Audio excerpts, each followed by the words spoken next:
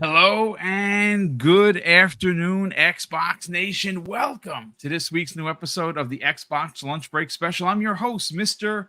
BoomStick XL. And ladies and gentlemen, we have an absolutely astounding 90 minutes for you. Get ready. We have Crispy Bomb going to be bringing his truth, as you know. I don't necessarily know if we're going to get a chance to hang out with Crazy Lou Gaming, because I'm sure he has a lot to say about the matter. Obviously, he's been away a couple of weeks because of real life stuff, work.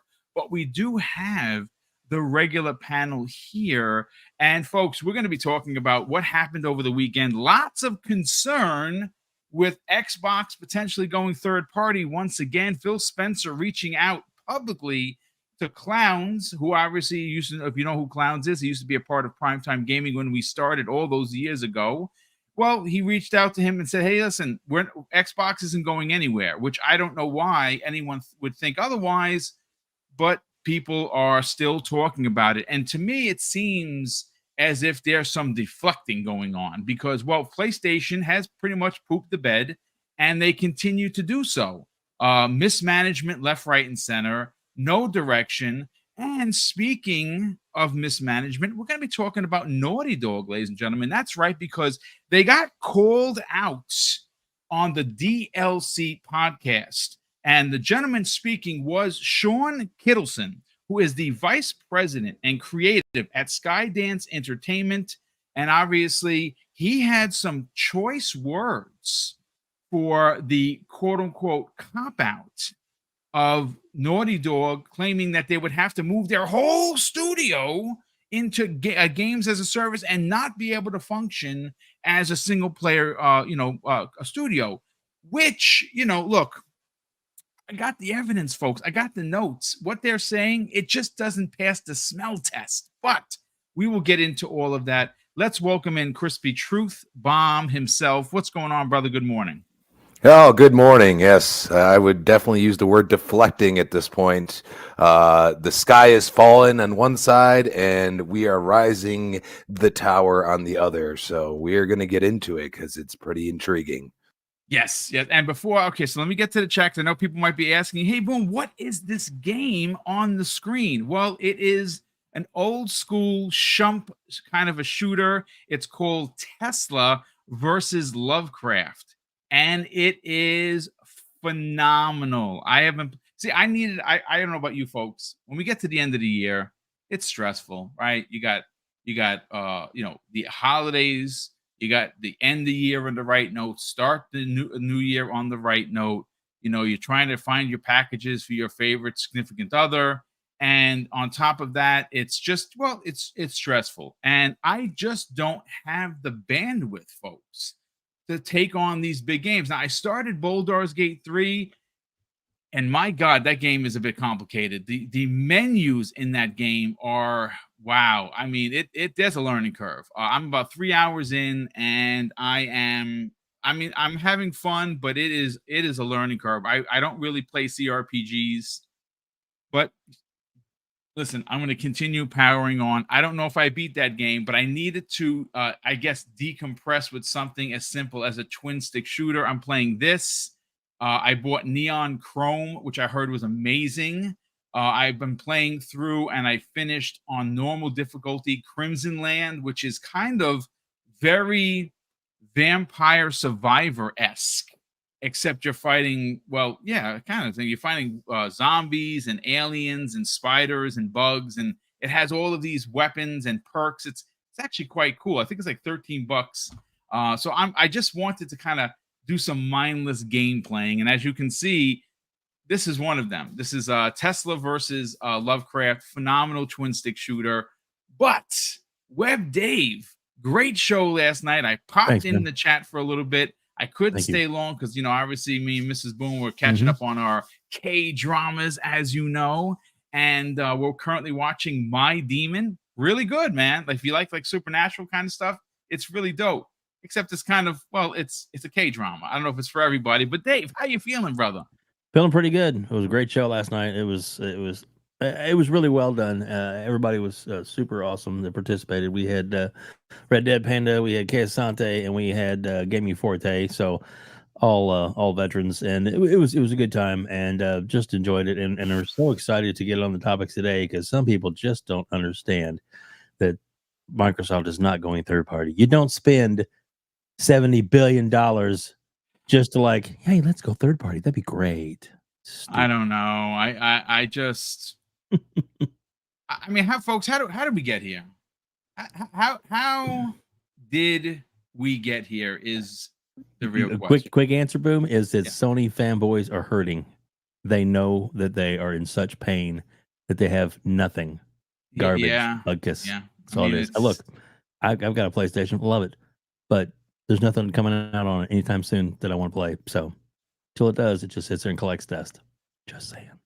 So, listen, we're gonna get into it again. It's a bit of a conundrum. I personally, I think the question that I want to ask, and I kind of know the answer, right? But I have to ask it because what would be the fun of having this podcast if you didn't put the media on blast? Because, well, they kind of suck. You know,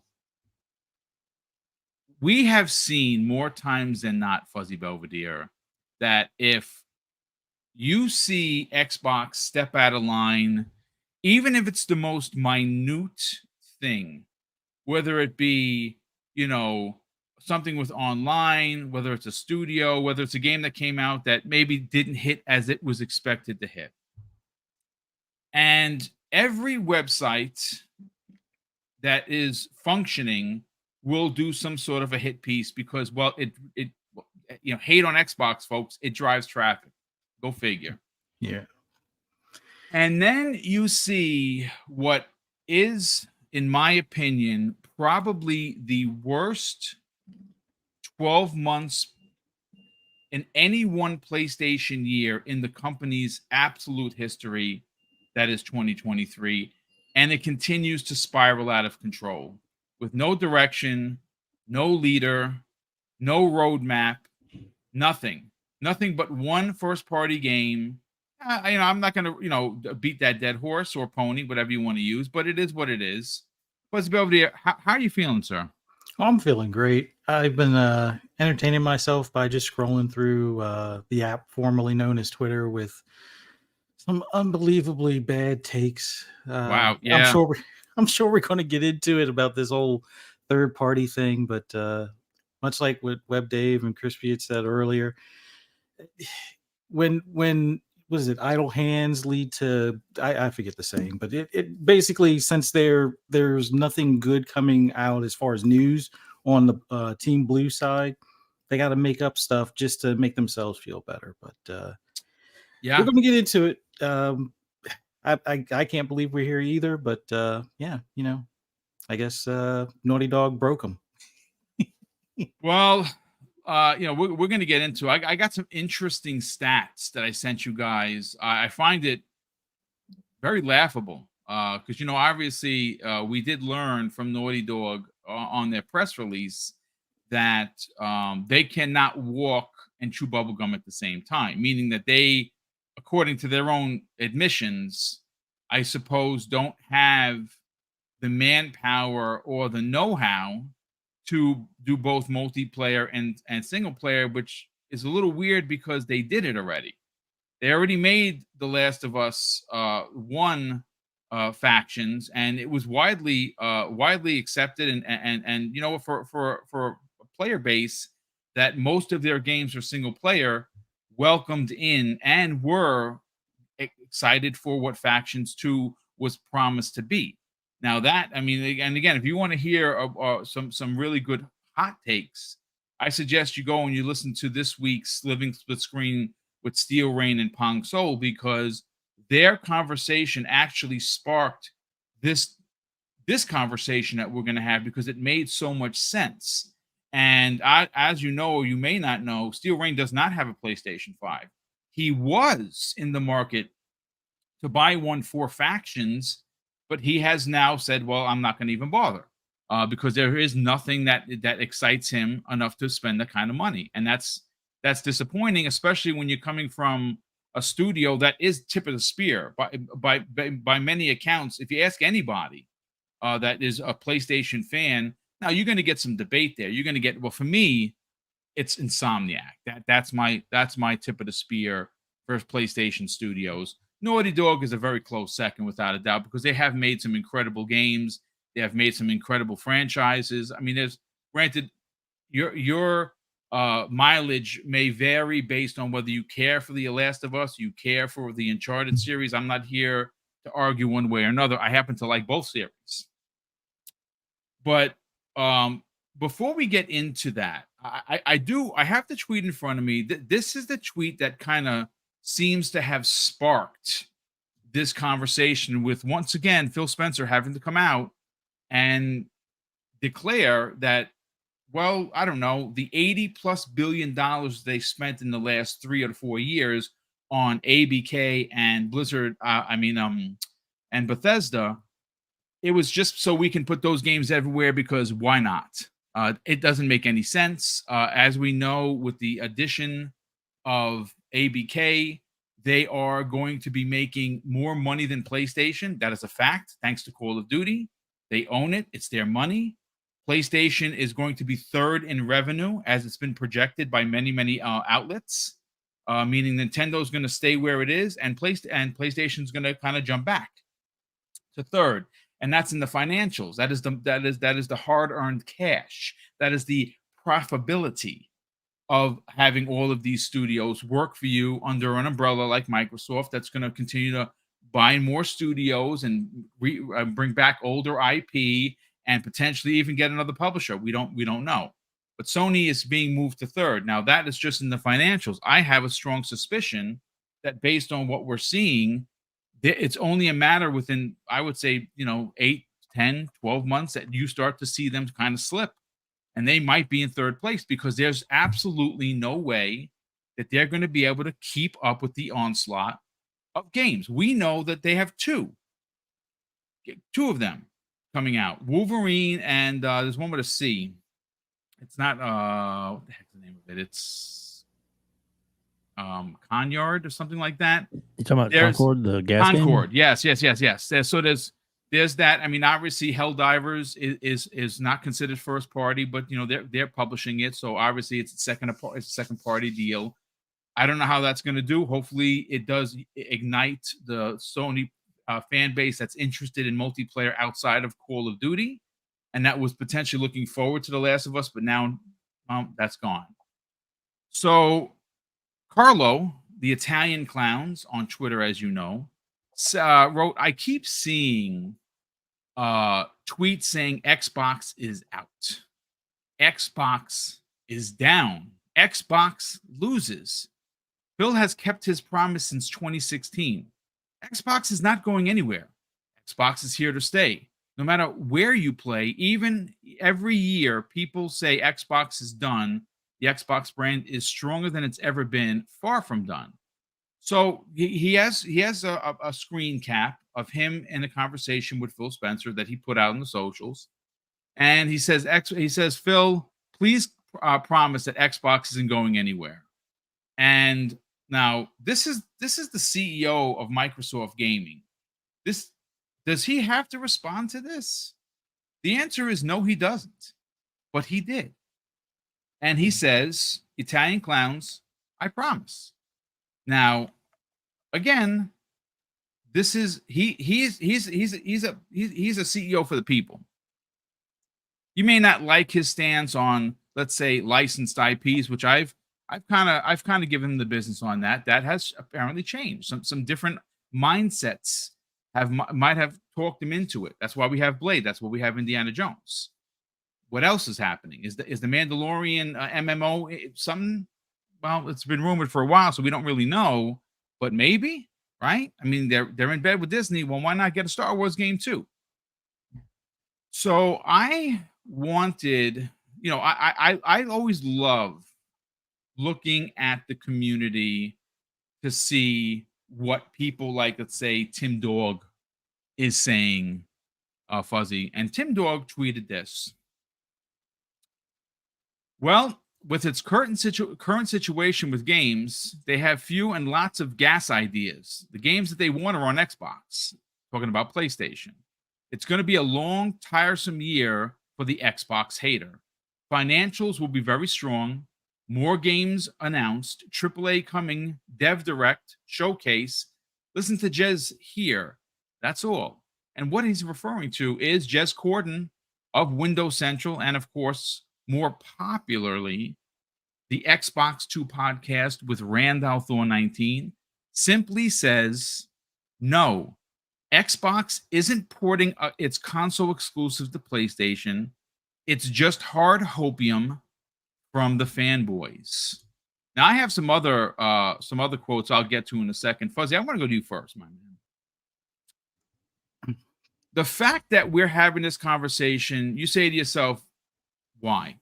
Why are we with nearly 600 people here on a Monday morning talking about Xbox going third party? Well, because it's a conversation that continues to happen, and it's baffling to me that people would actually try. And again, this is where the deflecting comes in. Like Sony isn't, I think, in a bit of a pickle. Okay, I'm not saying they're going out of business by any stretch of the truth, folks. No one's suggesting that at all. What I'm suggesting is roles reversal back to third place.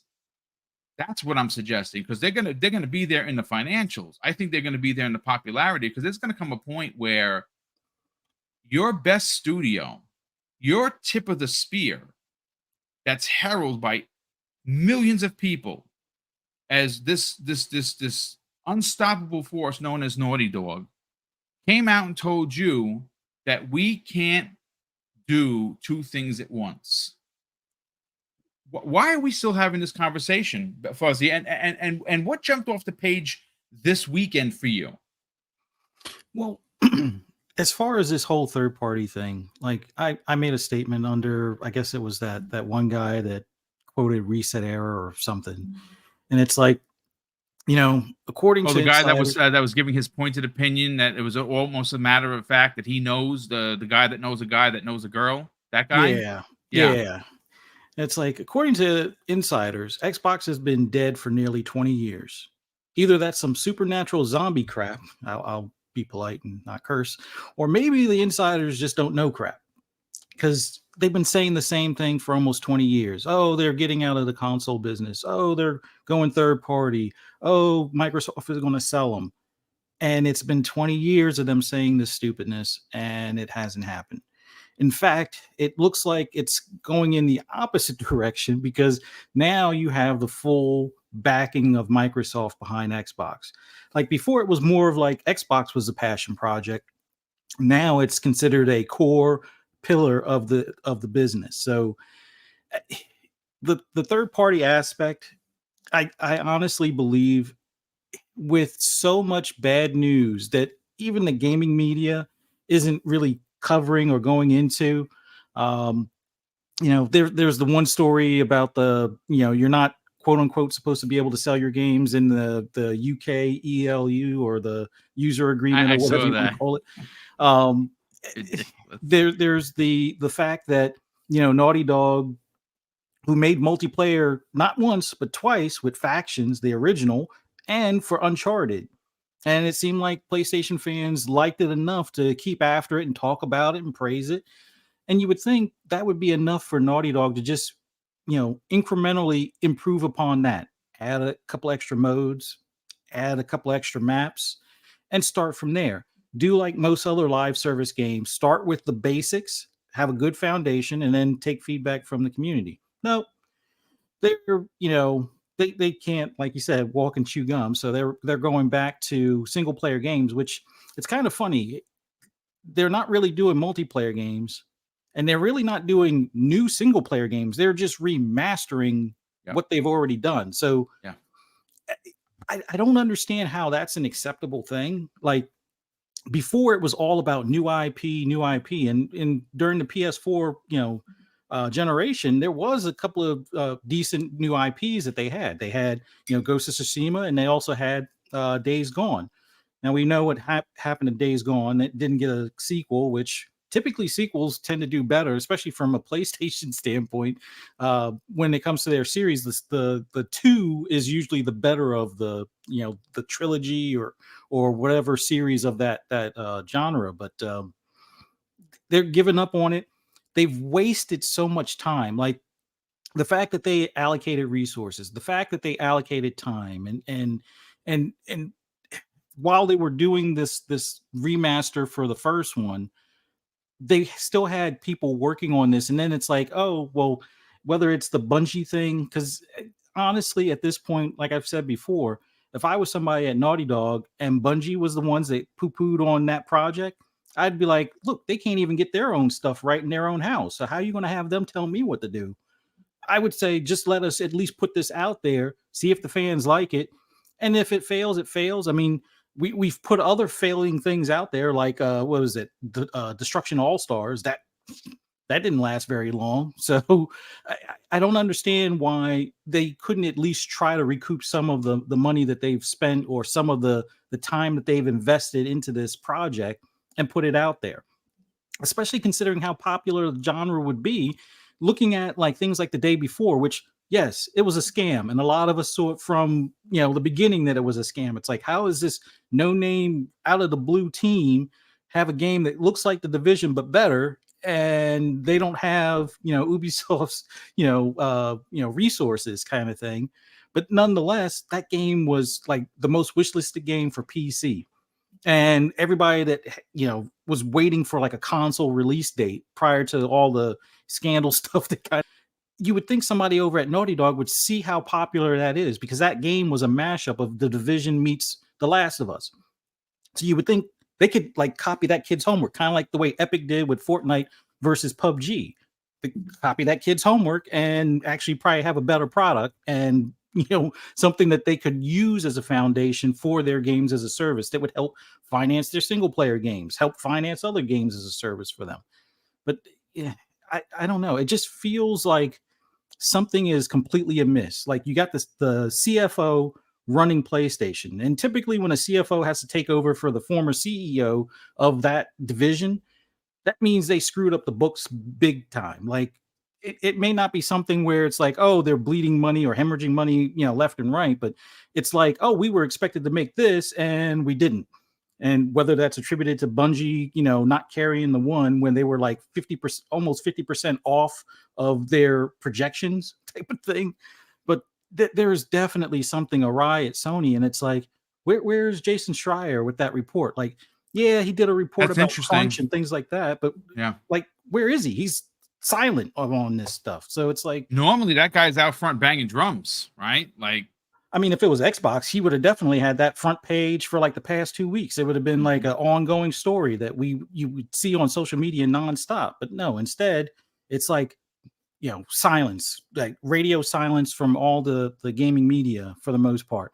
And with the exception of a few like vocal PlayStation fans, like I think what's his name? Broken Games or BG. He's about the only one, and he's been constantly calling out for, hey, where is it? And it's the same thing with BitCloud. They're like one of the few ones out there that are like, hey, I was waiting for this game. What do you mean you canceled it? That's unacceptable. But everybody else is like, oh, it's so great that they focus on single player games. It's like, some of the talking points is like, well, hey, good on them. They're putting their best foot forward. Folks, I'm here to make mention that game was in development for anywhere between 4 and 5 years. I have an audio cue that Kay Asante was nice enough to send me regarding the DLC podcast. And again, I don't like normally reading from my phone. I quite frankly hate myself for doing this, but it's I was sent the link. And the gentleman that was speaking, folks, first of all, someone's asking in the chat, what game is this? This is Tesla versus Lovecraft. It's not an expensive game. I think it's like, I actually bought, I think this was like 12 or 13 bucks, something like that. And I wound up getting Crimson Land and Neon Chrome, which is by the same company. I think it's 10-ton games or 8-ton games. They make these twin stick shooters. I kind of just wanted to turn my brain off and just randomly shoot stuff. This is phenomenal. But yeah, the guy's name that was at this podcast, Fuzzy Belvedere, was Sean Kettleson. And if you don't know, he is the vice president and creative at Skydance Interactive. They make a lot of VR games. Specifically, his company made that Walking Dead VR game. and they're working on the second part right now. So I mean, this guy obviously he's one of the few developers actually still making games for PlayStation VR 2.0. And even though he's, somewhat in bed with Sony, he still kind of let it hang out, so to speak. And we'll get to that in a second, but please continue. Yeah, I just it seems weird to me that, this lack of a roadmap is, there's like crickets on the other side of the fence as far as that's concerned. Like all the time they complain and say, hey, Xbox players, or Xbox as they like to say, you should demand better. It's like, when are you guys going to demand better? Like, we demanded better, we got better, and we have better for pretty much the next 5 or 6 years at a minimum. None of this 2027 crap. We have a roadmap. And the funny thing about it is there's like 20 to 30 games that we know about, and there's probably at least another 20 that we don't know about. We don't even have like a project name of that they're going to surprise us with. As we've seen, Blade was one of those that came out of the blue. Nobody was looking or expecting that. So it's funny to me to see PlayStation guys and gals just say, hey, it's great that they are going to focus on the single player, knowing that, well, when is The Last of Us 3 coming out? Right now, the best that they can hope for is, The Last of Us 2 remaster, which, it's a roguelike, which, that's cool. They're doing this mode thing, and I guess that's their new strategy. But Yep.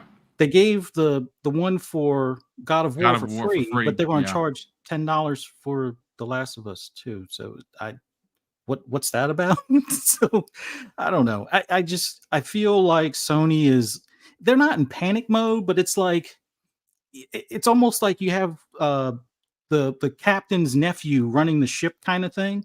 Mm-hmm. And this is his first day on the job. And the only reason why he has the job is because he's related to the captain kind of thing. I don't understand where they're going. We haven't seen a showcase. Yeah, there's a rumor of a PS5 Pro. That's great. And the same thing that like what Sony guys used to say when the Xbox One X came out. Oh, what good is having this powerful console if there's no games? Where are the games, PlayStation? Like, seriously, where are they? Like, can we at least get a confirmation of a Ghost of Tsushima 2? Whatever Ben Studios is working on, that new IP that we've yet to hear about.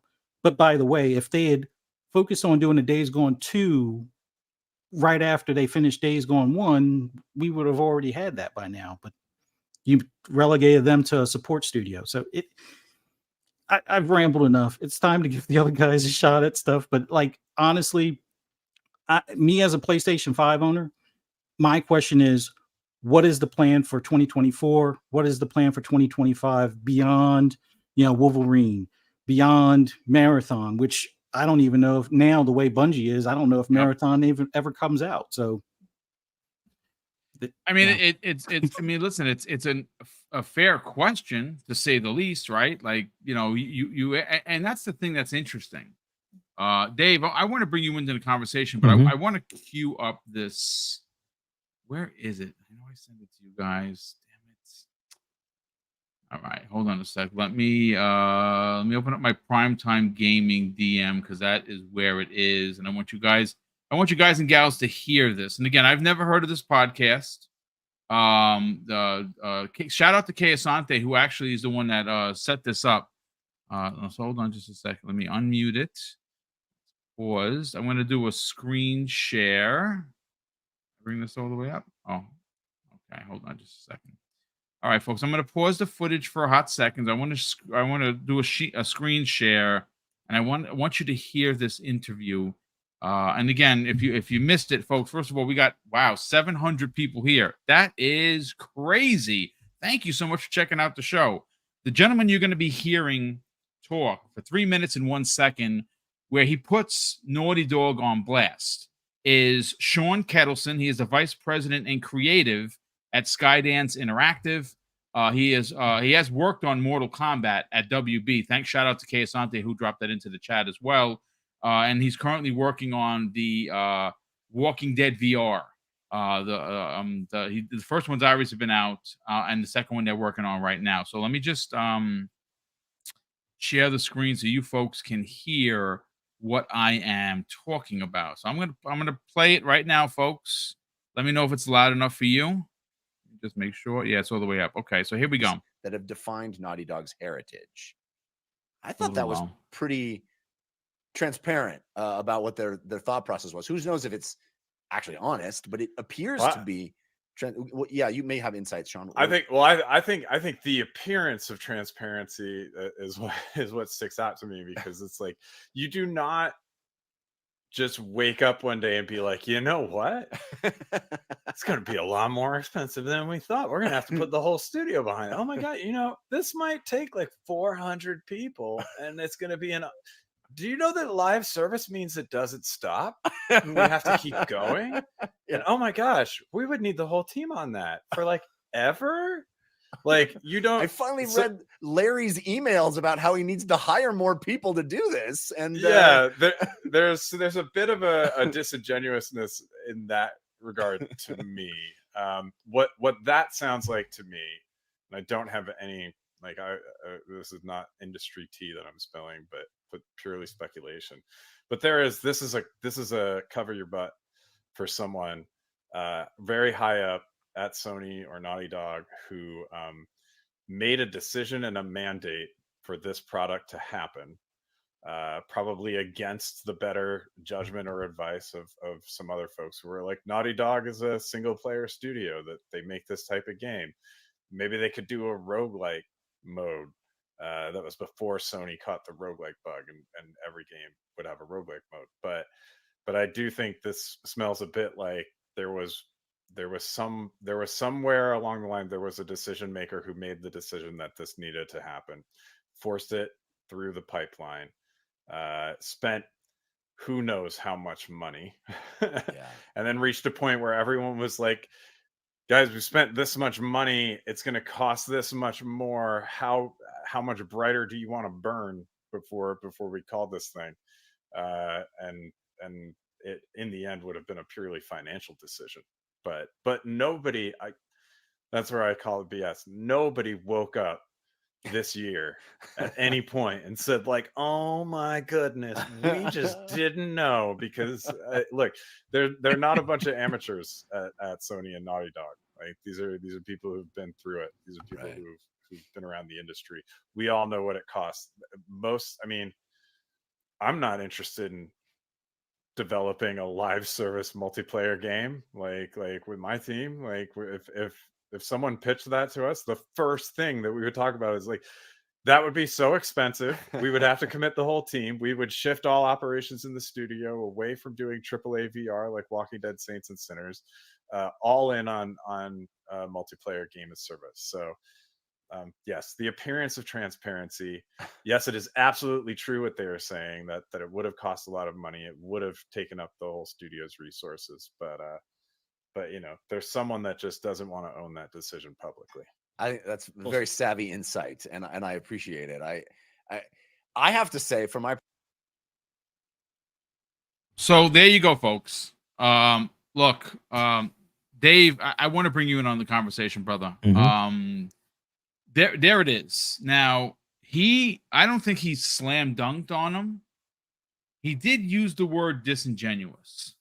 And Crispy, if you're wondering why I held on for you to be the last one, it's because of the LinkedIn stuff that I sent. And I really kind of want you to kind of go in on it. That Gears is your expertise, which of course we're going to use as a driving force in this conversation, because there's something interesting that lines up so well. It seems like it was fake, but it's actually not. So Dave, let's talk about it. Okay. Obviously, now I'm going to pull up some other tweets from some other reputable individuals that I consider to be incredible content creator and peers. Mads Gaming. I think folks you may or you may not know. Well, if you don't know him, you should probably follow him. It's at Mads with a Z_PL. And he wrote, I hear Xbox is wrapping up its console business and going full third party in 2024. Sure. That's why they're building a new Xbox console and are planning to release it before PlayStation's next gen. Right? And Colt Eastwood responded with, well, you look at that. Right? But that's not the only one. Peter Ovo. No, I'm sorry. Oh, sorry, Peter. It's actually it's. I'll get to Peter's in a second. Everborn Saga. He put out a tweet that exploded on the scene. 841 likes, 179 retweets, 116 bookmarks, 107 comments. And he says, I am no longer entertaining debates about Xbox becoming full third-party publisher. Let's look at the actual state of affairs. Microsoft buys ZeniMax. Anyone says that there's no way Microsoft can afford to make Starfield exclusive, and Microsoft proceeds to release Starfield as an exclusive to their ecosystem. Microsoft announces their intention to acquire ABK. Sony sends an army of lawyers flying around the world to tell any regulator that would listen, and I quote, if Microsoft were allowed to acquire ABK, the PlayStation business would never recover. Microsoft is then allowed, of course, to acquire ABK. Jim Ryan announces his leaving the company. Connie Booth is unceremoniously fired under mysterious conditions, and her entire team allegedly walked off the job. Bungie, the savior of gas games, is in shambles. Naughty Dog just wasted 4 years on a failed pivot to gas games. PlayStation has no first-party roadmap beyond Wolverine and Concord. PlayStation's fans do not seem to be interested in any of the gas games they were seemingly bet the company on. During the review period, we learned that Xbox boasts higher margins financially than PlayStation does, despite it only bringing in 2/3 of its revenue. Adding ABK revenues will push Xbox past PlayStation in terms of revenue and bring their profit margins in line with Nintendo's. That's a tall order. Remind me again, Dave, he says. Well, doesn't say Dave, but I'm saying Dave. Why aren't we discussing the future of PlayStation? Please, by all means, take it away, sir. Well, because as of right now, a lot of the different companies, different media sites are banking on content that's going to draw people to their sites.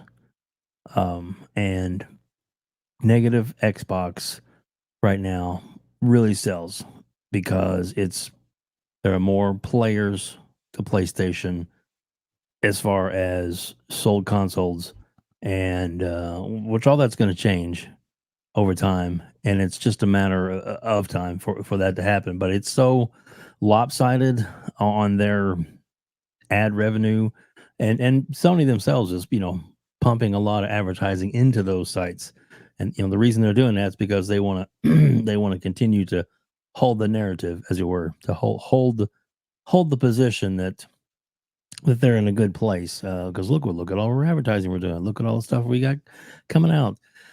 It's not first party, but anyway, it's crazy to why they're holding on to it, but they are, and the whole thing about PlayStation, I guess shying away from all the dark news. As a lot of fanboys are getting hurt, and a lot of fanboys are some of the people that are in the media, and for whatever reason they feel jilted and they feel like they need to help perpetuate the myth that Sony's going to be around for a lot longer. Now, I'm not saying they're going away tomorrow, and they may not, but if you look back at the big picture, Sony's a lot more likely to go third party than Microsoft, because Microsoft wouldn't spend this kind of money just to go third party. It's not logical. It doesn't make any. The dollars and cents don't make sense, so to speak. It doesn't. And if you think, the reason Microsoft is $1 trillion company is because they know how to spend their money. And they know what they're doing. A lot of people don't think they do, but they do. And especially now that Phil has been able to basically get in the ear of Satya, and Satya is now, 100%. He's for gaming. He's for the gaming division. He's made the moves in that direction to really support them. I mean, they're not supporting this kind of thing to go third party. It's just not the way it's going to happen. It's not. It's just not. I'm sorry. And some people are saying, well, the consoles are this and that. They can be great in consoles without having to be the best in consoles. I mean, the Switch probably sells more than anything, and that's a lower res system, but it's got great product on it, which is what Phil is doing now for the Xbox, getting great product, great franchises to be exclusive to the box. Blade's going to be an exclusive. They don't like hearing that. Tough. A lot of people were like, I can't believe Spider-Man's only available on the PlayStation. Well, they're the market leader. Where else would they be? It just doesn't work that way, folks. That's why you get your own exclusives, is to become the new market leader, to grow your business and to get where you need to go. And the only way to get where you need to go is to act like you know what you're doing and to spend the money, because if you don't spend the money, you're not going to make the money. It's that simple. It's like you said, it's such a, I think Everborn even said, even put a post, I'm done responding to these stupid people because it really it's all it is. There's a lot of people out there that are just wishful thinking, and they're saying that the Xbox is going down and all this, and there's like, dude, you are so far from reality. It's not. I don't know what you're smoking, but don't have me. I don't want to be delusional like you. So please keep that crap to yourself. Anyway, it is crazy the way people are taking this, but thank God, Boom, you're here, and a lot of other great content providers are here to add some rationale and some reality to it. It's really is. It's the waters have gotten so crazy with the salt and stuff. It's like, you guys are not focusing on what the big picture is. Sony's in trouble, and if you can't see that, you can't fix that. It's that simple. Yeah, no, I agree, Dave. Well said. They are in trouble. I can consistently use the terminology, they're in a pickle. I mean, I could say worse, but I think it's fair enough. And again, no one on this podcast, folks, if you're a Sony fan and that's your platform of choice, listen, there's a lot to like over there, a lot, but not so much this year, probably not so much next year. But we will see. Now, bringing Mads Gaming back into the conversation, he did something that was, it was facetious, very, fun. He's playful. He says PlayStation is canceling games, firing devs, and is shutting down studios. Xbox is announcing and releasing more and more games and buying studios, but it's Xbox that's in trouble now. Did I get that right? Crispy Bomb, I want to bring you into the conversation because this is a dual layered conversation that we're having. One of which people applauding Naughty Dog, golf clapping Naughty Dog for setting the record straight and going to be a first party single player story driven game maker. But the last couple of games that they have released have been kind of remakes. And Steel Rain actually brought up a great point on Saturday's Living Split Screen, and he asked very simply, if you had the team to make The Last of Us 1 remake, which is essentially a PlayStation 4 game, well, actually a PlayStation 3 game, why didn't you at least have the bandwidth or the tenacity, because you've been promising Last of Us Factions 2 to your audience since 2019, and you failed to deliver, and you kept stringing people on. As a matter of fact, two Game Awards ago, I kind of recall that he was up on stage with Jeff Keighley and was very proud to give off show off the artwork, that they're working on it. Folks, don't worry, we got you in mind. Why not remake the original? If you could remake The Last of Us 1, why couldn't you make The Last of Us Factions? No one's asking you to reinvent the wheel. Make the game that's there, put it out there as a bonus for your fans that you have promised factions to, and hold them off. But that's Hey, not. Boom. Yes, sir. I meant to just want to throw this last thing in there. It just Sure, by popped all in my means, go head. ahead. I'm so sorry, but a game like Grounded, we had a small team came out there, and it is an ongoing and growing, and they've added more features, and the game is now played by thousands and thousands of people Millions of people every day. Yeah. And you know, it's one like Colt Eastwood's one of his favorites. He plays with his family and his kids. His They love it. Yeah. And they have a team of like between 18 and 50 that work on the ongoing part. Well, the game was made by 13 Yeah. developers. So I'm sorry. I just don't see. I know maybe the graphic level is a little higher, but once you got the I assets, mean, listen. I mean, yeah. But the development is still development, Dave.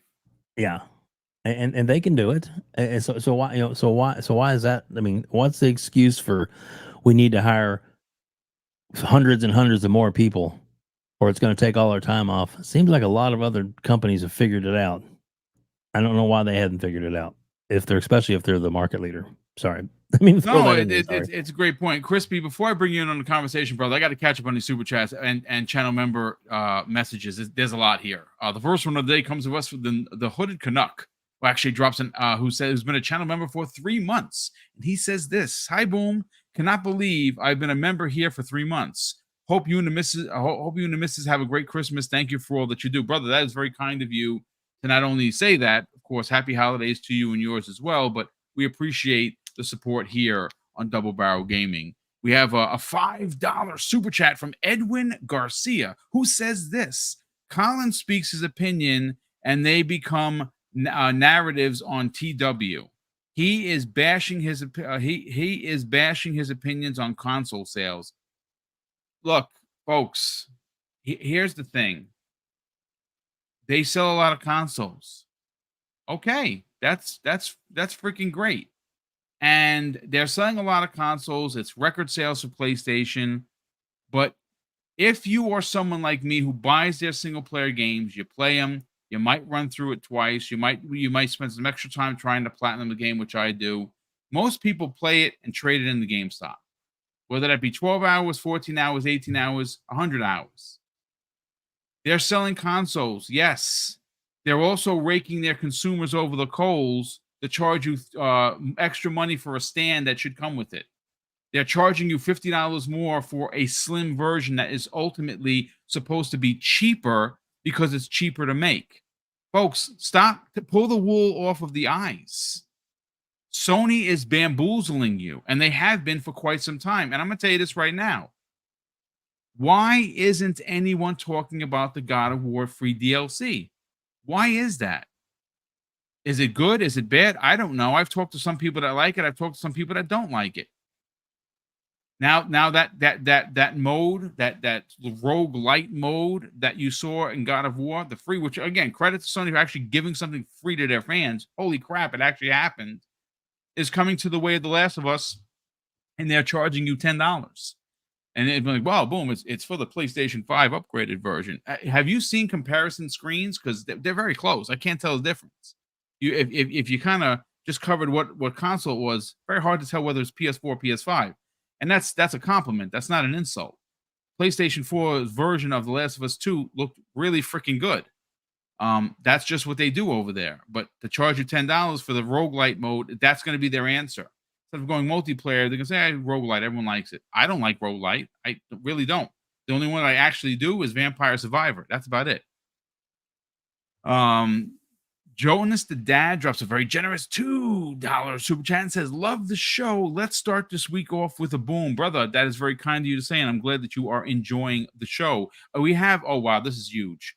Gone Mad, generous friend of the program, folks. He has gifted 10 Double Barrel Gaming subscriptions. That is, or memberships. Brother, that is crazy kind of you.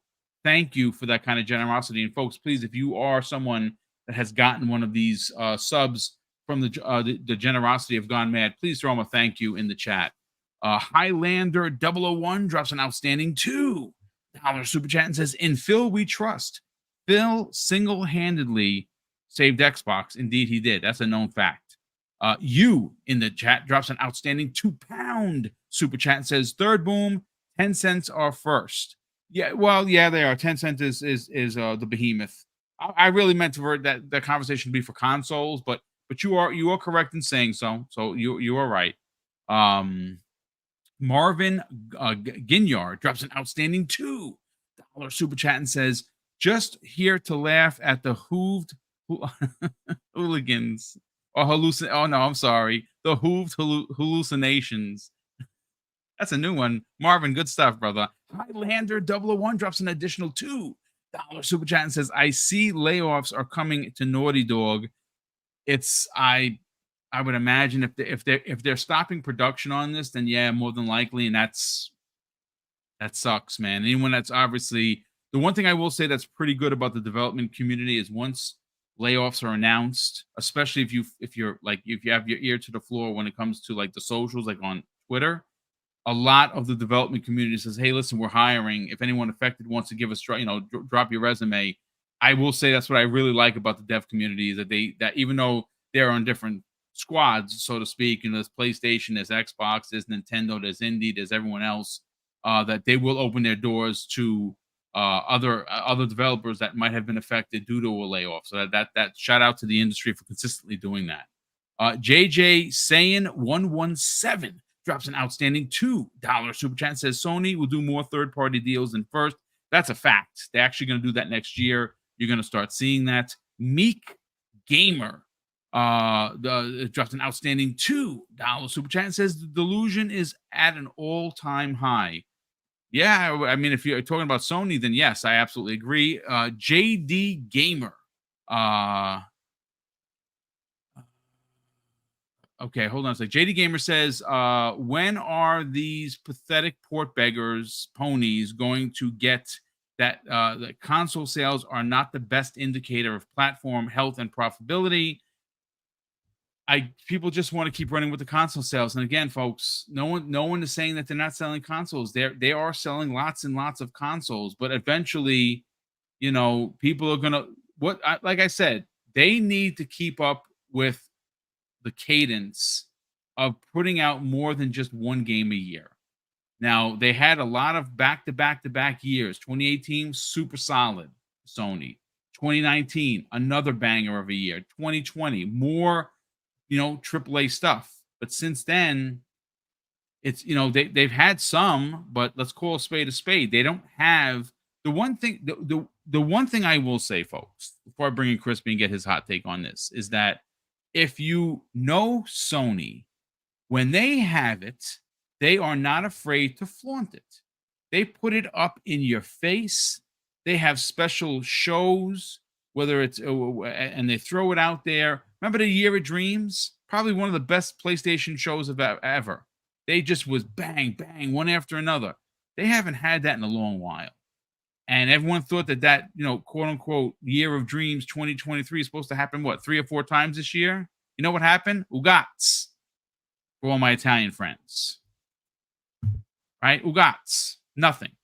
So let me Hargeet Chani drops an outstanding $10 super chat and says, "After ABK, PlayStation really doesn't have a market leading position.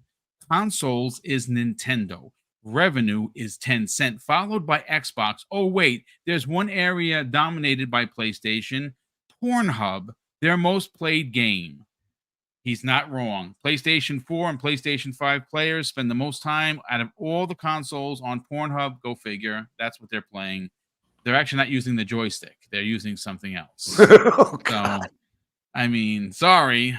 Stephen Rami drops a very generous $1 super chat. Stephen, welcome to the program, brother, and thank you for the generosity. And JD Gamer drops an outstanding $10 super chat and says, "MAU and engagement are better indicators on how a platform is doing.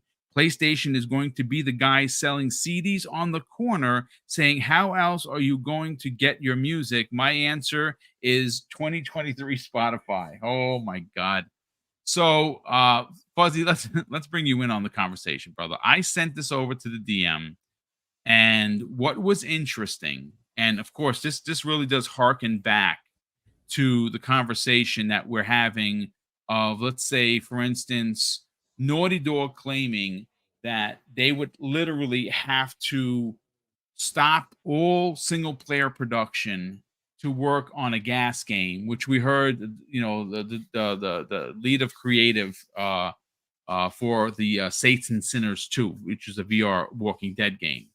Now, I, of course, like doing the homework behind the scenes to kind of see, like, well, Naughty Dog has like 400 plus people.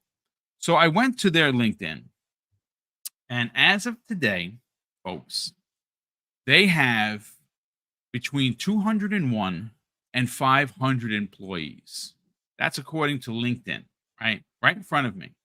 Now, what's interesting is another studio considered the tip of the spear for Xbox on many, many levels is the Coalition. And it just so happens, folks, that almost mirrored identities, they have between 201 and 500 employees. But you see, there is something different between these studios being considered the tip of the spear. One knows how to make an incredible, engaging single player, story driven, over the shoulder, adult themed, great graphical type of game. And at the same time, still figure out a way to deliver gameplay for multiplayer that people continue to play and come back to. So my question to you, Crispy Bomb, is if the Coalition, who's considered the tip of the spear for Xbox, and the Uncharted developer, known as Naughty Dog, obviously they made The Last of Us as well, have the same amount of employees, but somehow can't figure out how to walk and chew bubblegum at the same time, are they indeed the tip of the spear? You ask yourselves that, especially the fanboys. Ask yourself, could they have not done what Dave and Fuzzy have hinted to? Could they have not just brought out a multiplayer? Now, let's be fair. It sounded like they were making a whole new game in a way, but they didn't treat it like it. They still treated it like multiplayer. So if you need your entire dev team, it's not just a multiplayer. It is a whole new game, a gas version of Last of Us. And they acted like it was always just factions too. Well, you could have done that because you've already done it. Imagine the Coalition bringing out Gears Ultimate and not having the multiplayer. I mean, the amount of pitchforks that would come out at that point in time, especially in the state Xbox was at, would be insane. And this past year has been absolutely brutal for Sony. And there's only a few and far between of people that consider themselves Sony fans looking at this like real spooky, like what's going on here? You are like a top tier dev. You just told us that Insomniac is the best dev at PlayStation. That's what you just told me as an Xbox fan. And they haven't done really anything with multiplayer, but they keep banging out games. Like you haven't brought out a game, an actual game, not a remaster, in a pretty long time now. They're Naughty Dog. And you canned a game that you at least had 4 years in that you were started working on. So you didn't have part of the team doing remasters and part of the team doing that. I mean, it just sounds like mismanagement at its finest. And, that podcast really shows from somebody that's in the know that works with Sony. They didn't just wake up one day and say, we're canning this. And this probably started with Jim getting the door. Tell me you're retired. Say whatever you want. It ain't looking that way no more. Okay. And it's all the proof is in the pudding. Now, I want to go on to, because it's clear. The Coalition is just better. I'm sorry. You guys can argue with me all day. If you can't make a multiplayer and single player game that's worth playing all at the same time, one package, you're not that good. I'm sorry. Now, let's be frank here. There are games that have staggered both in a way and stuff like that, like 343 and stuff. Everybody's going to find their way. This is kind of what we thought they were doing with this. Instead, it sounds like they were making a brand new game. Well, go make it. It might have been a hit. Try something new. Yeah, it's still within your realm of Last of Us, but why not? Why not go for it?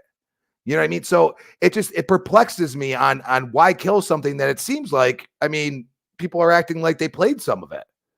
So it's got playableness somewhere, because there's a bunch of sites trying to act like they've played it, or they have somebody that's a source that has played it. You know, I'm not going to really get into it because I can believe that how much at this point when you've just said we're done. But if they did, that's kind of ridiculous. So let's not worry about Xbox there, Sony guys, because you really need to start speaking up on your own camp like we used to. Like, if you asked me when I first started podcasting 5 years ago, is Xbox going to be for here forever? And trust me, I never seen that tweet from Clowns until the other day. So he had that, and he held on to it, because, you know, if I would have saw that, I would have had a little more confidence. But we also didn't know Phil quite that well back in the 2016, 17, stuff like that. And then we started seeing his vision. And the one thing that you look at is, you could say, they could never be third party because they have an app called Game Pass that you need to have access to Game Pass.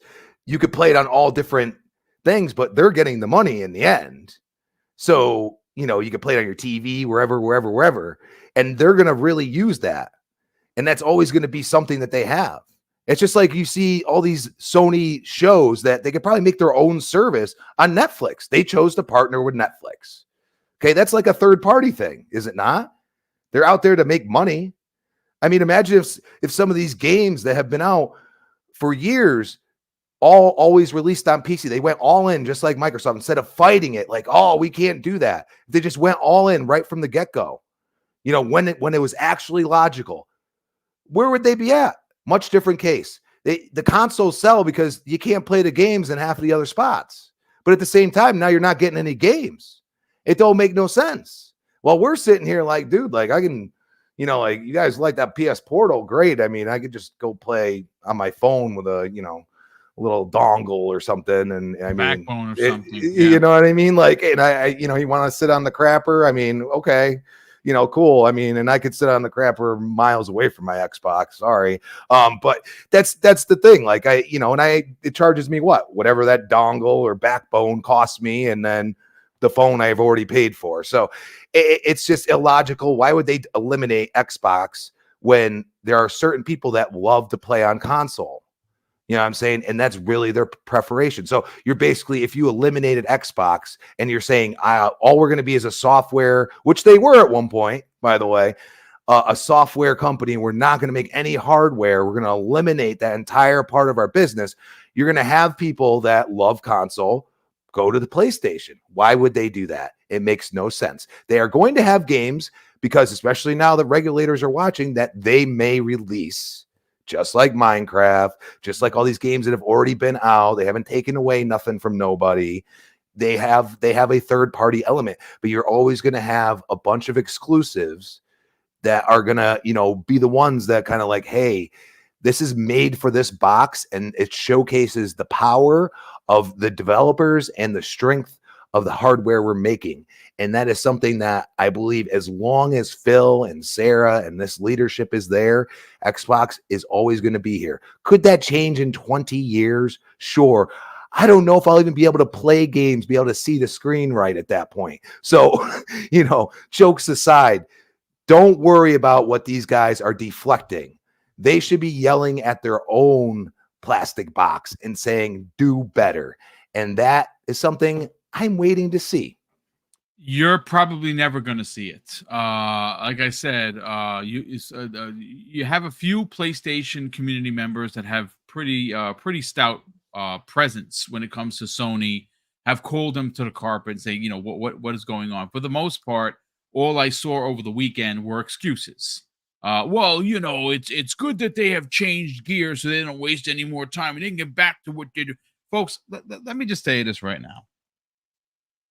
If you think that this sudden change of ideology is going to levy games coming out next year and the year after that and potentially 3 years from now, think more so for 3 years, because there is a reason why Jim left.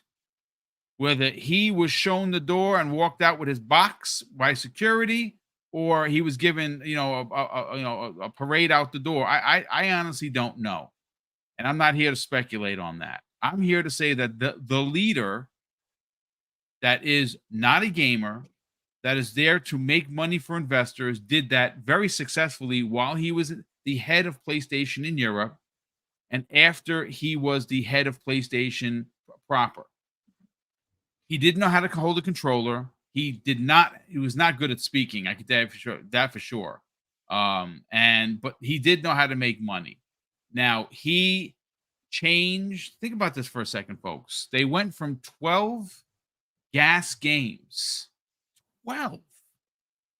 Most of that work was coming from their first party, PlayStation Studios. They cut it in half to 6, right? We know that 2 are gone. One of which is a smaller title, and the other is the big one, The Last of Us Online, as it's known. It wasn't even Factions 2 anymore. It was The Last of Us Online. They're down to 4, one of which we know is coming from Jade Raymond's studio, which is, I'm going to be honest with you folks, I'm not trying to, I'm not piling on, but I don't know if that's going to hit. It's kind of like a Payday ripoff. I don't, does the world need another Payday? I personally am not going to play it. I don't think anyone, I'm actually, and I said this before, you guys can go back and check the notes. When they bought Jade Raymond's studio, I was like, oh, that's great. Because she knows how to tell a single player story, because if you know who she is and her very, very stout background, she worked for Ubisoft. She helped launch Assassin's Creed, and she even did, I believe, one of the last Splinter Cells. She knows what she's doing when it comes to leading a team to tell a story-driven narrative. And I'm like, well, that's a perfect fit for PlayStation, because, well, that's who they are. That's not what's coming out. And that game is, unfortunately, in my opinion, going to flop the same way the Destruction All-Stars did. Now, Destruction All-Stars, on its just surface, looked dope. I played it. I was like, wow, this is like Twisted Metal meets Fortnite. I can get into that. I played the hell out of that game. I actually quite enjoyed it, but it just didn't have any staying power. So, such is life. Let's see. I want to read Dirk Griggity, one of the top tier content creators in gaming right now. That guy, he's like E.F. Hutton, folks. When he talks, everyone's like this. They want to listen. He put a post in regards to this. I think he was responding to Tim Dog. He says it's absolutely insane that people continue to talk about and even question the direction of Xbox, but at the same time totally ignore all of PlayStation's recent cancellations, firings, delays, lack of roadmap, studio closures, etc.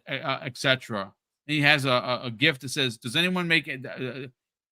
It doesn't make any sense?" Well, he's not wrong, folks. He's not wrong.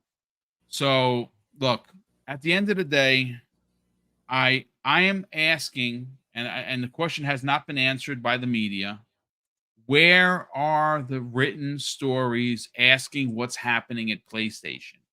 Why aren't those stories being written? I'm not talking about, a little blurb by IGN about the cancellation of Factions. I'm talking about getting somebody from PlayStation to sit down with you and be like, listen, the people want to know what the H is happening over at PlayStation. We got no roadmap. But they won't. They won't do it. GameSpot won't do it. PC Mag won't do it. Kotaku won't do it. Because they are funded by PlayStation. This is where you have to, this is where the cat is out of the virtual bag, so to speak. Because if no one is going to question it, then I have to question, like, where are the fans? Like, how many of us, and we bring this up because it was and Crispy, you were right there with me on the podcast. When they announced that they were doubling gold, what did we do? We jump right on and be like, this is wrong. This was, yeah, that was a breakfast with Boom. It literally happened like basically that morning, I think. Yeah. By the afternoon, they changed. We were livid. And we had some of you guys that probably still here now attacking us. But guess what happened? It got changed because you know what? At the end of the day, my wallet matters more than that stupid corporation. And that goes down to any of them. So my wallet said, well, I might have Game Pass, but what about all the people that don't have it and are looking to get and just bought an Xbox? How dare you try to do this? They may not want Game Pass right now. They may want to get into the ecosystem. It was unacceptable to us, and we yelled out. And I'll tell you right now, if Xbox is in the exact shape, which I wasn't podcasting back when it was 2013, they were starting to find their footing. Okay, so you can't be all negative about it. But if I were a PlayStation fan right now, I would be on podcast being like, dude, what are you guys doing? And that's up to them, because at the end of the day, I don't own one, and I'm not going to own one until they get their crap together. That's just my opinion. Well, you're not wrong.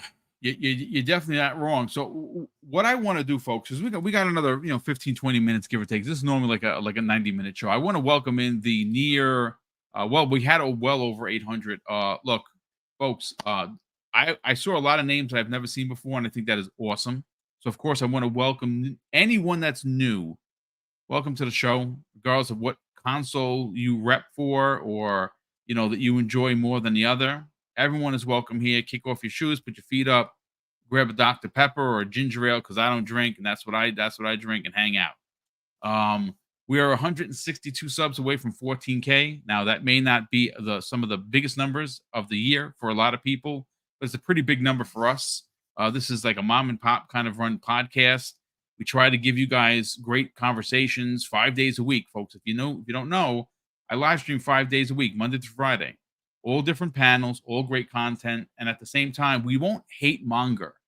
We do not sell you fake news. We do not sell you hate to drive you to click or like it.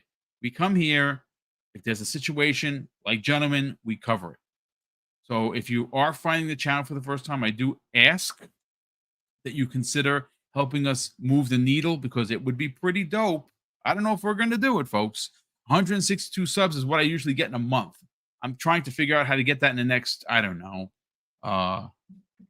13 days before the end of the year. I don't know if we can do it. It would be pretty dope if we could. But I want to bring up into the conversation, when you talk about one company, on their back foot, and they have take significant strides backwards to under deliver to their fans. I want to bring into question the other side that continues to dominate the conversation, that continues to give us value for our hard-earned money. Now, this year, one of the fumbles, if you will, Crispy Bomb, that PlayStation did, is they have once again raked their players over the coals when it comes to getting games into their service. Now, they did have Sea of Stars, which was a new indie, a very good one, launched the same day as the Xbox Series X version, which was great. If you haven't played it, I don't care where you play it, go play that game if you're a Final Fantasy fan. It's amazing. Now, I don't have 1,000 hours in it, maybe like 3 or 4 hours into it. I don't have the time, but it's a game I'm going to get to because it's gorgeous, especially if you are like old school RPGs in the turn-based mechanic. And somehow or another, without adding Crunchyroll, without adding any of the anime-inspired markets that they have cornered at PlayStation, because they bought everybody, but that's not a monopoly, folks. At least that's what they'll tell you. They raised their pricing for the year by $40. So instead of $120 plus tax, the premium tier service, which does not include day and date first party, does not include day and date second party, and every now and again, you'll get an indie title or maybe a third party in there. The one that jump off the page for me, Crispy, are Stray, which was a great game, and of course, Sea of Stars, which I just mentioned. I say all of that to say, because it was brought up on Twitter, that if you look at what has made Xbox Game Pass the premier place or service to have for your Xbox console, We have a list in front of me, folks, and it's literally I can't read all of it. But for the year of 2023, they have released into this service 50 day and date games versus Sony's 1.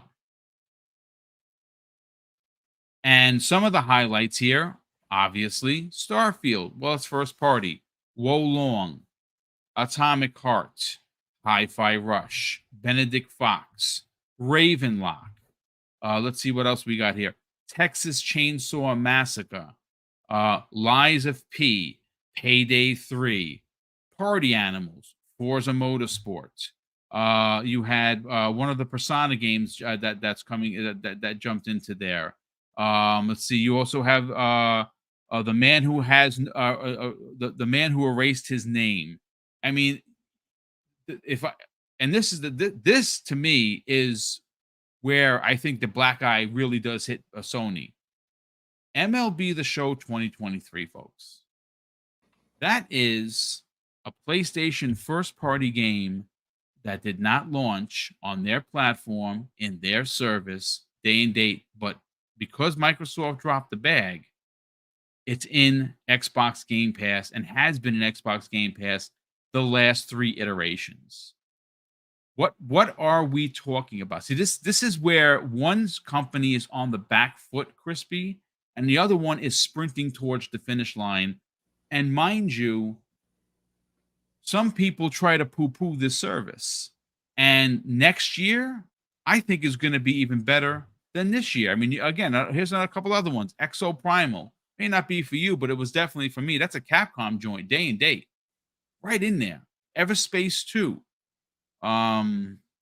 What's some of the other ones that I got here? Okay, so I already said Sea of Stars, the Quake 2 remake, day and date, Lamplighters League, City Skylines 2, Coral Island, Spirit Tea, which is, again, if you're a fan of that kind of game, it's there for you. It's just I could just keep going and going and going. Let's talk about it, Crispy.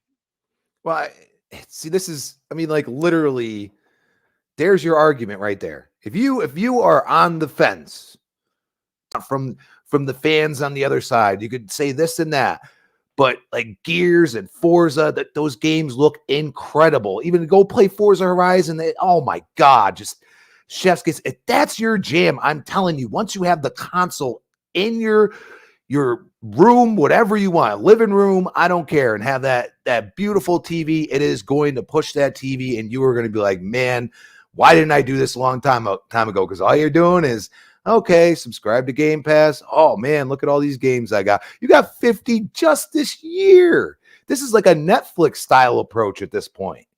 You know what I'm saying? Like Netflix, how is Disney Plus doing so bad? Because Netflix don't stop, and they raise their price, which I still pay because you know what? I always find something. Isn't that interesting? But that's the point of Game Pass for gaming. You always find something. My girlfriend will always find something. You know what I mean? She's played games that she never thought she could play because we didn't have to pay nothing for them. You know what I mean? And then she's like, man, this is really not cool. Like she plays freaking, what is it? Neon Abyss all the time. Loves that game. Just found it. Just chilling there. And, you know, like it's a crazy little side scroller that's kind of like a Metrovania style. It's pretty wild. You know what I'm saying? Like that's what I'm saying. Like you have something for everybody. You know what I mean? And right now the price of the consoles is absurd. You almost feel like all these rumors that there's going to be a little iteration change might happen because $349 for a Series X, my God. Get in now. This is the time. Even just get a Series S, try it out. It's less than $200 in some places. Absolutely crazy. I saw it on sale. I think Costco had it on sale for $149. I think it was $149 in Target. That's just crazy. And it's a good little console. It really is. Yeah. The potato, as it's known by many people. Oddly enough, the potato was being worked on by Larian Studios to figure out a way to give 30% more memory headroom for the PS5, Xbox Series X, and PC. Go figure. Well, there you go. I don't know. I mean, again, not certainly the big topic of the day is one we covered, but I do want to bring in Fuzzy Belvedere. Fuzzy, this is an interesting conversation to have, because when you look at a company that goes out of their way to nickel and dime its fan base, that is PlayStation. They're notoriously have done it for years. People try to defend it. They continue to give you that, instead of a game launched on an Xbox on the next console. Well, the upgrade is free. That's not, in fact, the deal with Sony. Sony, they charge you $10. They're going to charge you $10 for the Last of Us 2 PS5 version, even though it looks like the PlayStation version, but it at least is going to have the roguelite mode for it. So at least there's some new content. And again, people would be inclined, like the Mag, for instance, to try and get another platinum.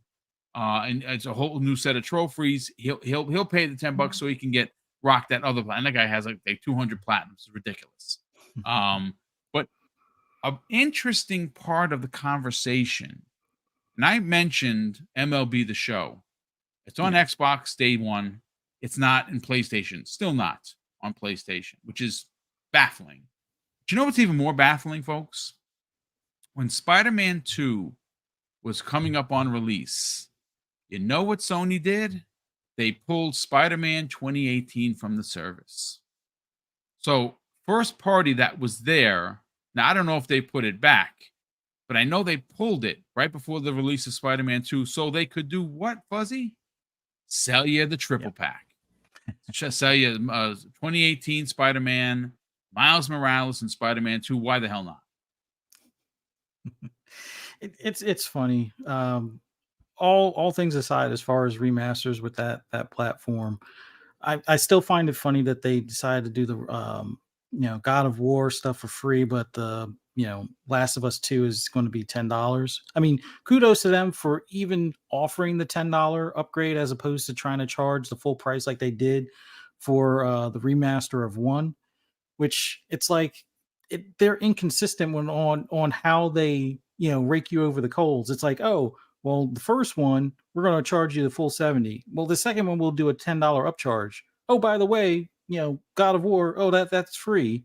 But then we charge for the DLC for Horizon Forbidden West. It's like, can they stick to a plan or something? But even if they didn't go day and date, they made this announcement that they're going to do PlayStation PC.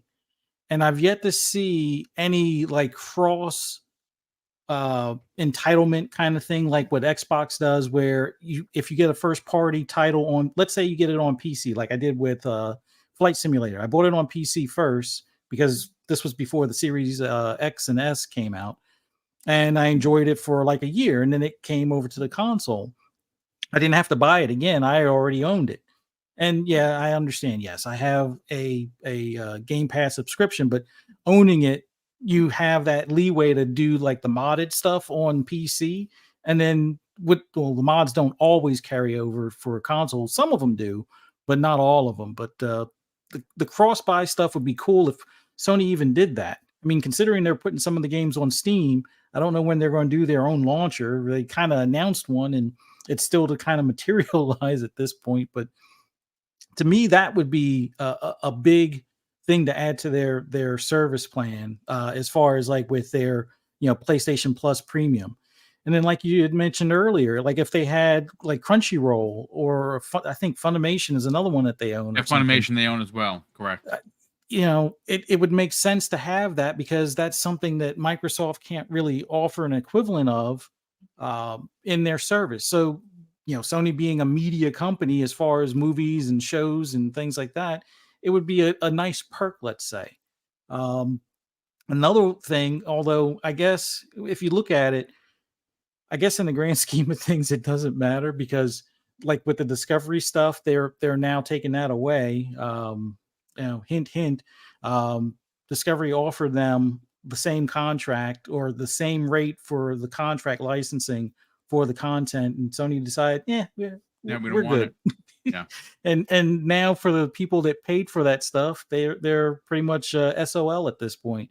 Mm-hmm. I get it. The user agreement says you're only purchasing the license, not the actual content. But you would think at some point there would be some form of reimbursement, since they're the ones that made the decision not to renew the contract. They're the ones that made the decision to, have it where the content is not yours to keep or what have you, kind of deal. I mean, I could see if it was a streaming thing like a Netflix or like a Hulu where you can't buy the content, but it's almost like with Amazon. You can buy the content or stream it.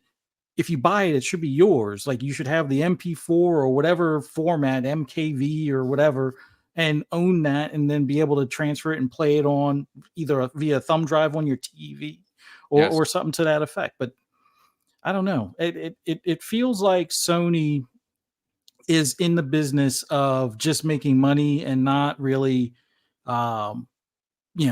listening to their customer base.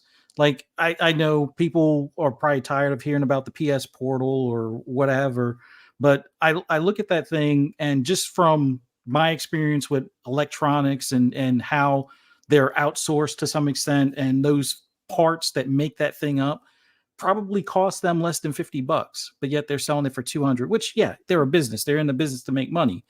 Now, they will tell you they aren't making that much money on it, but if the parts are less than 50, yeah, there's R&D costs, there's, transportation fees or shipping and whatnot, but that's a lot. Let me let you in on a secret. Sony, at least back in the day, I know if you owned an electronics store, whatever the retail price was, your cost was like 50% of that, if not less. Like, places like Best Buy were getting better than 50% off for cost. So their employees, although that policy has changed, but the cost or the pricing hasn't changed. So whatever you see as far as a price for a Sony item, half of that is markup as far as like the raw cost to that store. So seeing that they're raking customers over the coals with some of these marked up prices on consoles, yet they're saving money on the build because they're using less materials, or they're able to have more yield with their smaller die, as far as the CPU and stuff like that. So there isn't as much throwaway. There's more CPUs per square foot, or however you want to measure it. And yet they're increasing the price in certain areas, or they're doing the pack in, which at that point that software technically should be free. But no, I guess the reason why they count it as an additional sales, because they pretty much charge you a going price, even though it's not the full 70. They're usually charging you 50 or 60 for that packed in game. Yeah. But it just feels weird that they are at no end to try to monetize everything that they possibly can through the customer, but yet they don't know how to do that with their actual games.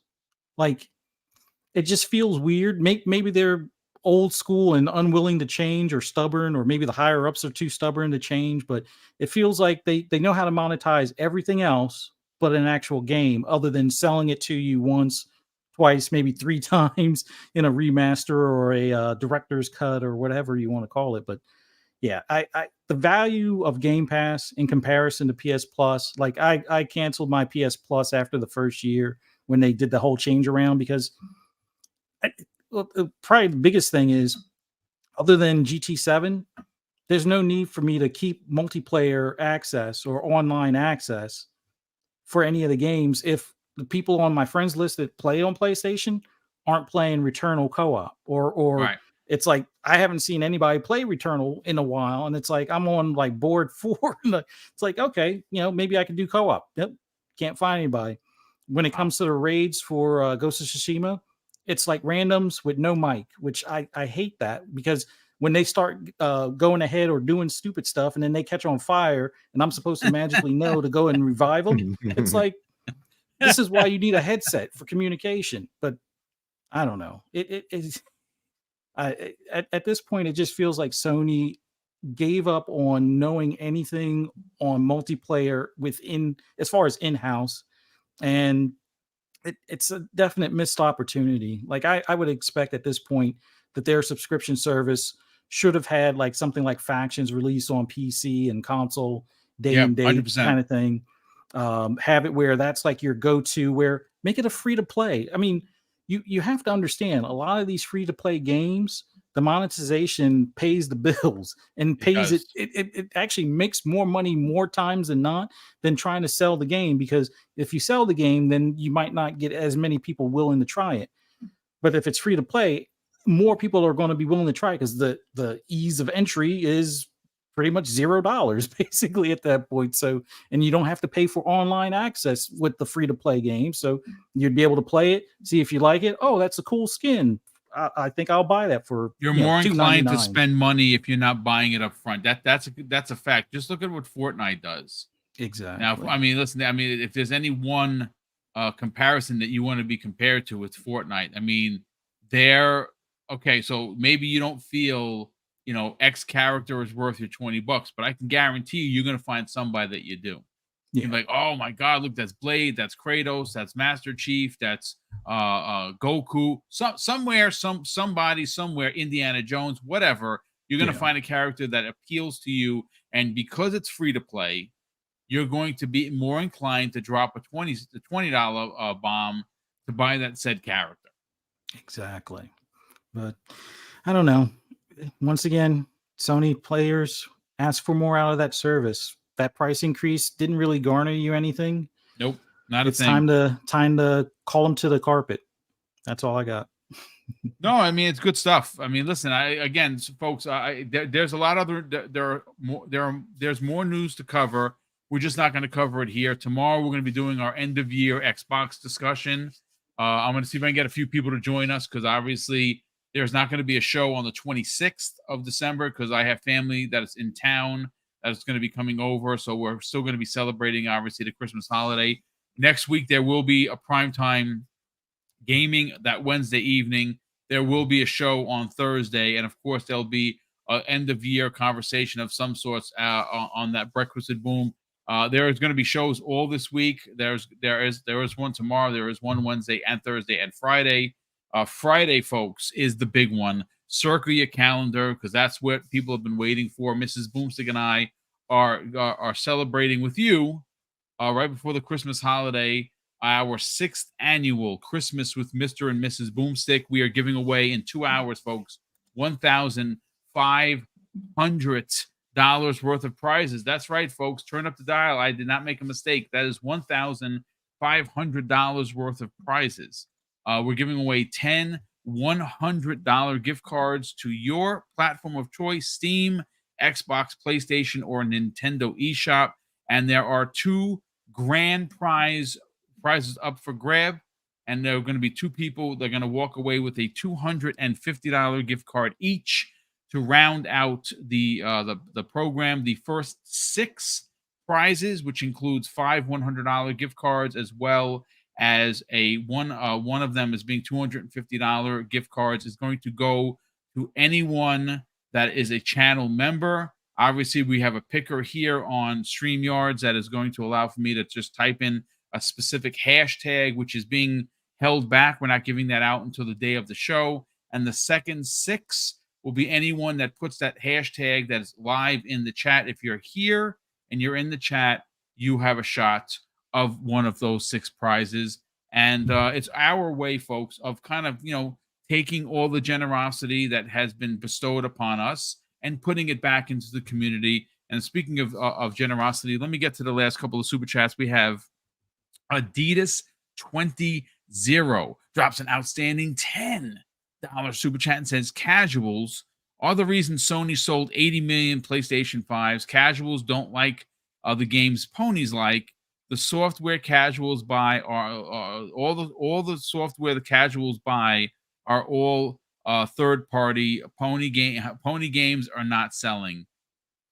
They'll buy, and again, the casual audience, right? The normies, if you like to call them, they're upwards of 80+%. I think it's higher. I think it's like 85% of the populace that bought PlayStation 4s that are buying PlayStation 5s. They're buying it because it's the cool system. It's the in system. They buy 3 games a year. They get a wrestling game. They get a first-person shooter in Call of Duty. They'll occasionally buy a sports game, a Madden, a 2K, a UFC. Maybe you get them to buy a new WWE game. And maybe, just maybe, you get them to buy a Spider-Man, because obviously the MCU is not as hot as it once was, but still, there's still something there. That's all you're getting out of them. Occasionally, they'll buy a first-party game. The hardcore, which it equates to about 15% on pretty much everybody. I don't think one fan base rules the roost more than the other. But listen, the fact of the matter is that people are going to eventually see the games. And I'm telling you, the day that Call of Duty is in Xbox Game Pass, which is going to be 2024's Treyarch revival of Black Ops Cold War. I mean, well, Black Ops is going to be a part of the story, but it's going to be the Gulf War. When people see that in Xbox Game Pass, the conversation for the normies or for the casuals is going to go simply like this. Yo, I just got Call of Duty for free. And people are going to lose their shit. What do you mean you got it for free? Yeah, this Xbox Game Pass, it's $17 a month. I got Call of Duty and all these other games. That is when you're going to see a migration over from PlayStation to Xbox, because money matters. Price matters. Your dollar as a consumer, well, it doesn't matter to me. My dollars matter. Though it should matter to you. And the one company not giving you the value for your dollar is Sony. Sorry, they're just not. And Microsoft just is. We have a lad in the chat. Oh, okay, hold on. JD Gamer drops an outstanding additional $2 super chat and says, pathetic port beggars ponies, you have no games. Lad, who's been a channel member for 14 months. Thank you for the generosity, brother. He says, Xbox has had multiplayer locked down for years. More interestingly, the number of Xbox mocap capable studios has significantly increased this gen alone. Yeah, that's why you see the big shift over to single player story driven games in relatively different sizes, genres, and scopes.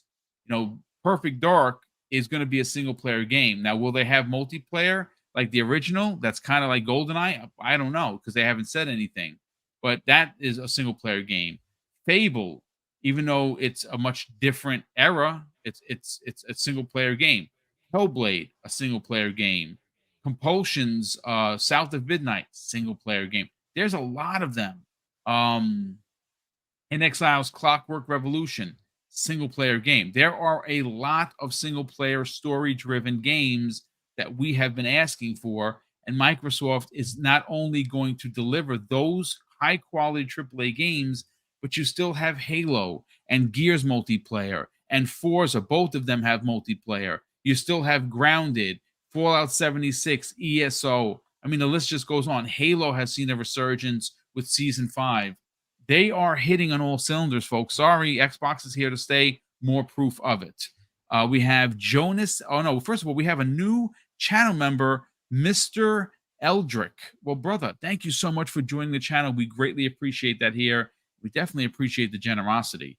Jonas the Dad drops an additional $2 super chat and says 750 plus people in the chat. Can we get up to 500 likes? Thank you, sir. If you're here and there's still 737, can we get to at least 500 likes?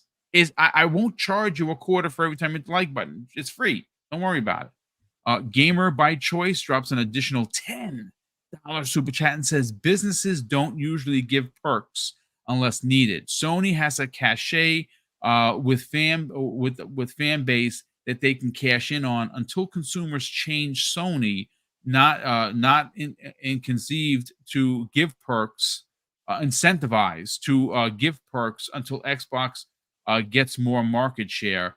Yeah, I mean, they are the market leader. I mean, and they feel that they don't owe anything to their fans. And I think that is a very, very ugly way to look at it. They absolutely do owe their fans. Yes, that we pay for the service. Yes, it's a customer. Yes, we are customers. But I mean, come on, give back a little bit.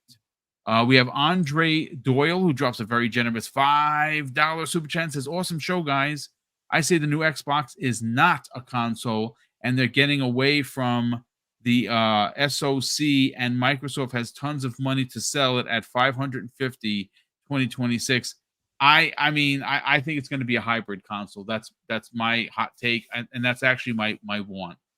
If they don't want to sell me a console that's a handheld by itself, what they could do is deliver a Switch like application. Give me a console that with a dock that has hardware, and when it's docked, you're playing at the most powerful PC level console. When it's undocked, away from the other hardware that's going to be in there, you're going to have a Series S type of power. I'm okay with that. That would, to me, would be great. That's the kind of takeaway that I don't need it just to be branded as Xbox. I need it to be Switch like. I put the power button on. I see a flash screen like I would on my TV. The Xbox logo comes on. It goes right to the dashboard. That's what I want. I'm a simpleton like that. I don't want to have to go into a Windows menu, then to have to load up something else. Just I want to press the button. I want to start it. It says Xbox home screen. That's all I want. If it matches the dashboard, that's all I'm looking for. We also have Griggity 8T, who has become a channel member. Griggity, thank you so much. That's very great. Oh, I say Griggity like I'm talking about Griggity. It's Greggy X8TX. Brother, that's very kind of you to join the channel. We appreciate it here. And sorry for getting your name wrong. I don't know why I said Griggity. It's crazy. Kay Asante in the chat drops an outstanding $5 super chat and says, amazing show as usual. Boom. Thank you, brother. Chat, let's show this man some appreciation. If you haven't done so already, hit the sub button. Let's go. Let's get Boom to 14K. That's very kind of you, Kay Asante, brother. I appreciate that. And last and no way least, Torino Johnson dropped an outstanding $5 super chat and simply says, just some support today, brother. Thank you very much for that. Let's get to the outros. We'll start first with Fuzzy Belvedere. Sell the brand. Talk about the best place for anything and everything in the racing genre. Where can people subscribe to your YouTube channel to help you get closer to that 1K dream? And more importantly, where can people find you on social media? Oh, just want to thank you for having me on. Always awesome to be on here. Shout out to Web Dave. I know he had to step away, but always awesome having chit chats with him on gaming stuff, and always love talking that talk when it comes to giving that business for PlayStation or even Xbox for that matter with Crispy Bomb and the Crispy Truth, and always love hanging out with you, Boom. This gaming stuff is pretty much it's my favorite hobby, and just love doing these shows and things like that, and always love having interactions with everybody in the chat. Greatly appreciate you guys coming out to check us out. Don't forget, hit the like button if you haven't already. Subscribe if you haven't already. For those that want to hear my endless rambles and rants on anything gaming, just follow me on the app formerly known as Twitter at Fuzzy_Belvedere. And you can also find me on FSP later on tonight, 10 p.m. Eastern Standard Time on Fun Speculations channel. And then right back here Friday. We're doing the show Friday morning, correct? This Friday, yeah, absolutely. It's the 6th annual Christmas with Mr. and Mrs. Boomstick. Yes. Yeah. Look forward to seeing everybody here for Breakfast with Boom, 10 a.m. Eastern Standard Time on Friday. Hope to see you there. Thanks again. Yeah, but so much. And shout out to Crispy. Thank you so much for it. I missed Jacob Novik's $2 super chat. Jacob, thank you for the generosity. He says Mueller, Florian Mueller, if you don't know who that is, says that the circuit highly questions the FTC. Yeah, actually, Florian, if again, this is a lot to read, and Florian is really good at being like very stout with his wording. He simply put out this regarding the FTC's attempt to block this deal, which is done. They're the only ones left in the entire world. They're just stupid. Sorry, the FTC is run by Lena Khan, who is literally cutting her nose off to spite her face. Her classroom ideology failed every time she continues to use it, as she will fail again. They need to get her out of office because she's wasting millions of taxpayer dollars for stupidity. He says this, folks. The Fifth Circuit decision of a few days ago strengthens the case for Microsoft ABK against the FTC. It supports Judge Corley on a question where I found the FTC's position not just legally questionable, but even worse from a policy point of view, remedial arguments. And there's a lot to get into here. Again, if I'm going to read through it, I want to read it before I talk about it, but I do want to bring in, of course, Crispy Bomb. Sell your brand, brother. Where could people find you on social media to potentially get the crispy truth as you are known for? And more importantly, what else you got going on, brother? Well, it's been a pleasure. Shout out to the chat. You know, hold them accountable, as we like to say. At Crispy Bomb on X, Twitter, whatever you want to call it. Crispy Bomb 28, Xbox Live. And who knows where I'm going to show up, but I am going to be missing Friday, which I'm slightly disappointed. I don't think I've ever missed a Christmas with Mr. Yeah, you've been on every one of them, dude. Yeah, so, but you know, there's plenty of other stories that can be brought out there. So hopefully somebody joins that hasn't been able to tell theirs. And yeah, I will have my birthday next week, and I will be on at least Breakfast with Boom, if not a few other shows, because I am available for 4 days. So we'll see what happens. Yeah, well, we look forward to your return, brother. And of course, folks, you know, we have a show, all shows lined up for this week. Lots to get into. The FTC shenanigans we're probably going to have to address, because obviously it's other news. But look, I want to say a big thank you to everyone that is in the chat. We had over 800 people here, which is actually closer to 900 people, which is amazing. A lot of new faces, a lot of new names. Please, if you are, you know, if you're here, you enjoyed the conversation, please consider subscribing. We definitely appreciate that. You know, obviously the hunt to 14K is, like I said, it may not be a big deal for a lot of people, but it is a big deal for this small show, because every sub matters. And we do put out a significant amount of content, folks. We just, you know, we've had one hell of a year. We got our year in review from YouTube, and we crossed this year alone 1.4 million views.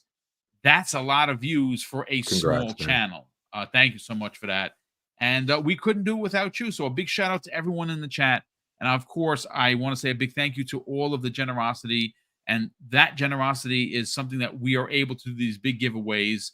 And again, it's just our way of paying it forward towards the community. And of course, I want to close out the show with something, folks, that's incredibly important to me. Hopefully one day be important to you. And that's something that my dad taught us when we were kids. And he would say, Craig, treat others how you want to be treated. And also, it doesn't cost anything to be nice. You live by those rules, Craig, I can guarantee you, you're going to have an awesome day. So take care, everyone. We'll see you next week on the newest episode of the Xbox Lunch Break Special.